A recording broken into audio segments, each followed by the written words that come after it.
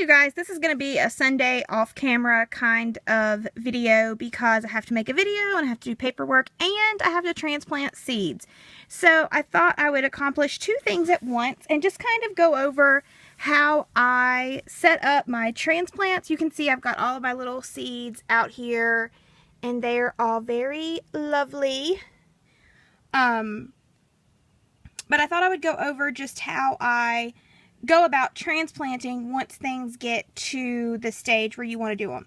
Now, some of these things I'm not going to transplant today. So the first thing is recognizing when to transplant. As you can see, my oregano, and you can see my shadow, it's lovely. My oregano is still very, very small. It is at ground cover height and still only has its first set of leaves.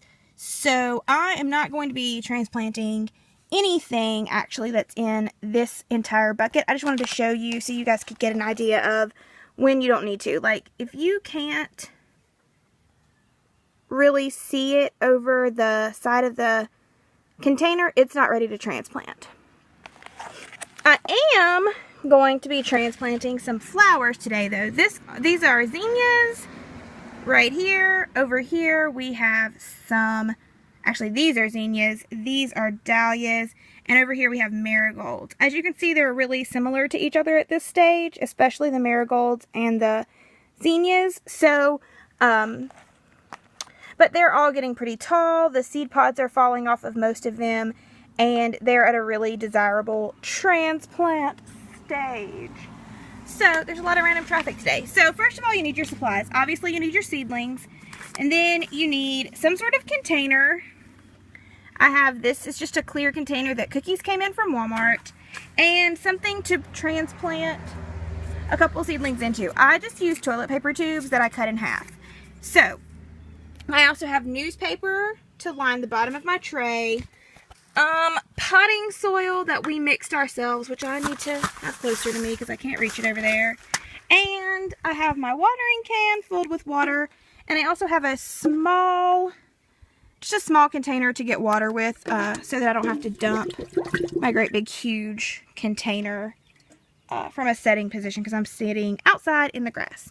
So first you take your container, you line it with newspaper. This is a CVS ad, but it's newspaper material. And I just do that because it helps absorb water. So that's not really fancy, just, you know, it'll help keep the dirt steady and help absorb water. And of course, I am going to dampen this just a little bit to hold it in place. So a little bit of water. You don't want it puddled, but you want your paper to be transparent. Another thing you need that I did not bring with me because I'm brilliant is something to label your plants with. Now, I do have my seedlings labeled with just popsicle sticks that I wrote on. So that's probably what I'll just use to kind of cordon off my area of planting with.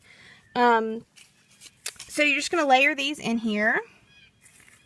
And really as tight as they'll go, as close to the edge they go. You can do two things. I just cut most of these in half. So it's just an open-ended toilet paper roll because I will take these and transplant directly from here into the garden. But you can also cut little slits and fold them all in so that your container is a little more steady and kind of has a bottom, especially if you are more concerned with keeping the dirt in the container as you transplant.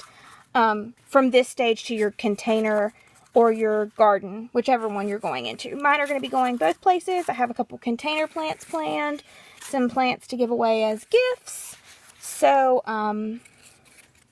yeah.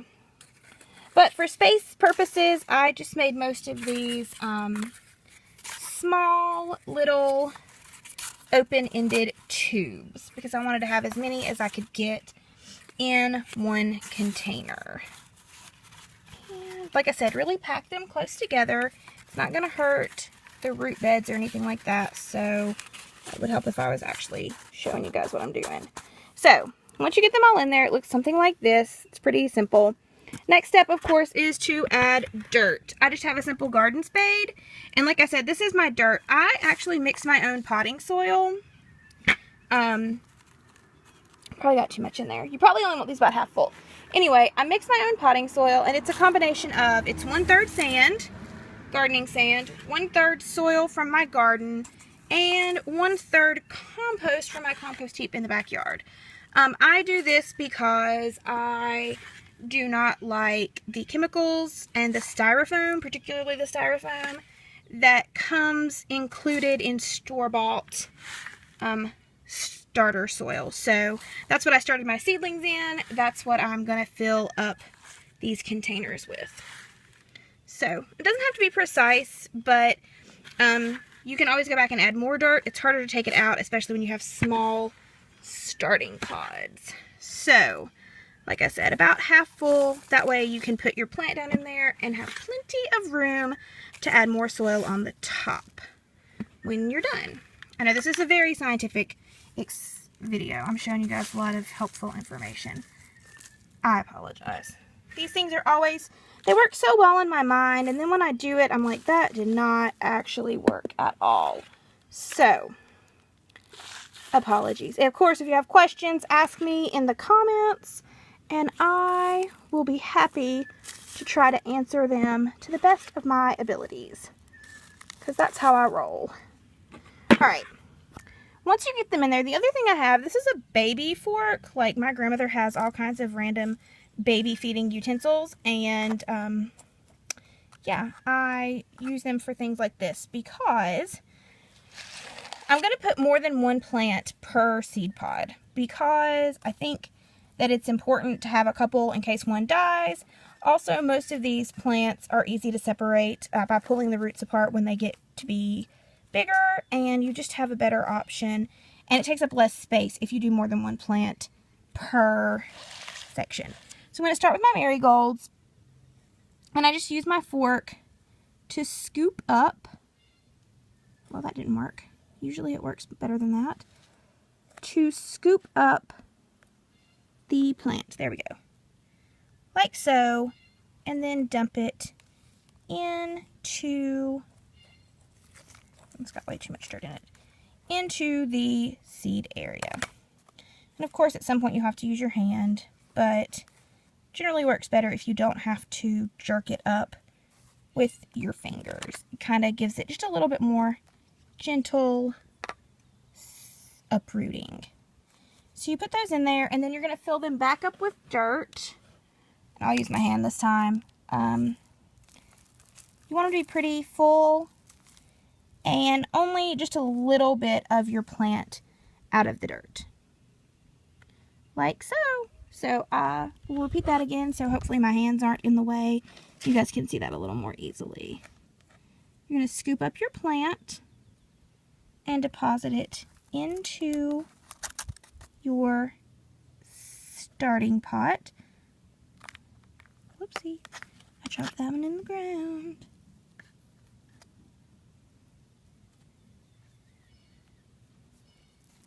Oh my goodness.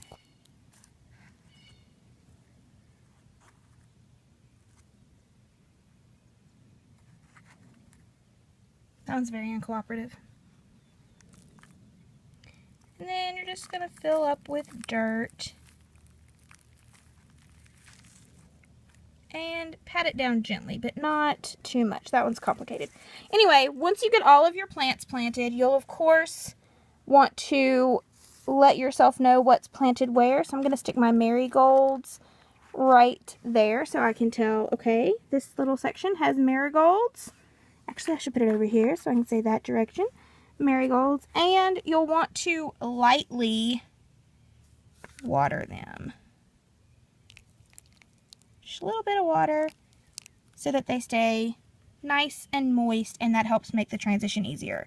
Anyways, that is my basic intro to transplanting. I am going to go transplant the rest of these, and I will see you guys next time. Bye!